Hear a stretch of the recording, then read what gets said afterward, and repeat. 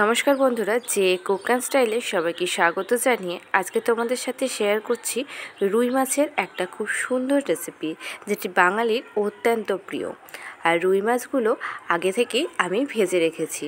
আর এই রান্নাটা সবটাই আমি সর্ষের তেল দিয়ে করব। কেন সর্ষের তেল দিয়ে করলে তবে এই মাছের স্বাদটা একদম পুরো অন্যরকম লাগবে। তো আমি রুই মাছগুলোকে আগের থেকেই নুন হলুদ মাখিয়ে হালকা করে ভেজে রেখেছিলাম। তার কারণ হলো, হালকা করে না ভেজে রাখলে যে রেসিপিটা করতে যাচ্ছি সেই রেসিপিতে বেশি ভাজা হয়ে গেলে, মানে বেশি কড়াভাবে ভাজা হয়ে গেলে সেই মাছের ঝোল এবং মাছের কোনো স্বাদ থাকবে না। তো তোমরা তো দেখতেই পেলে, কড়াইতে সর্ষের তেল দিয়ে দিয়েছিলাম আর দিয়ে দিয়েছিলাম তার সাথে কালো জিরে ফোড়ন হিসাবে। আর আগে থেকেই আমি বেটে রেখেছিলাম পোস্ত, কাজু, টমেটো এবং কাঁচা লঙ্কা। এটা সবটাই ওই তেলের মধ্যে দিয়ে খুব ভালোভাবে এটাকে কষিয়ে নিচ্ছি। এটা খুব সুন্দরভাবে কষানো হয়ে আসলে এর মধ্যে আমি দিয়ে দেব সেই মাছগুলো। কি রান্না করছি এতক্ষণে তোমরা বুঝতেই পেরে গেছো, বাঙালির অত্যন্ত প্রিয় রুই পোস্ত। তো চলো ভিডিওটি স্কিপ না করে সম্পূর্ণ দেখতে থাকো। ঝোলটা একটু গ্রেভির আকার হয়ে আসলে তবেই কিন্তু মাছগুলো এর মধ্যে দেব। এই যে অনেকটা ঝোল শুকিয়ে এসেছে, এবারে আমি সেই হালকা করে ভেজে রাখা রুই মাছগুলো একটা একটা করে এর মধ্যে দিয়ে দিচ্ছি।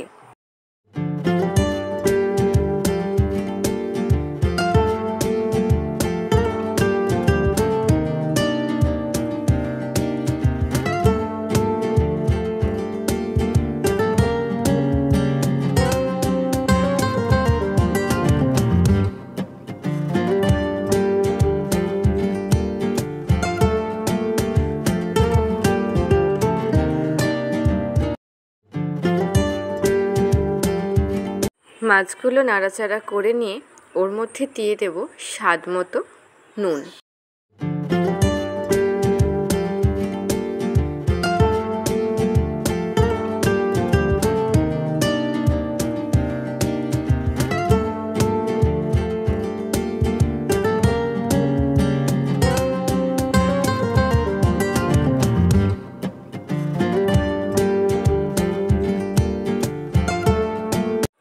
দিয়ে দেব আগে থেকে চিড়ে রাখা দুটো কাঁচা লঙ্কা।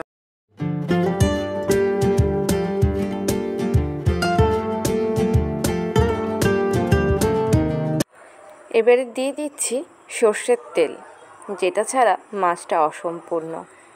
সমস্তটাই তোমাদেরকে আগেই বললাম যে এটা সবটাই সর্ষের তেল দিয়েই রেসিপিটা রান্না হচ্ছে, সেহেতু উপর থেকে আবারও দিয়ে দিলাম সর্ষের তেল, যাতে স্বাদটা আরও সুন্দর হয়ে ওঠে।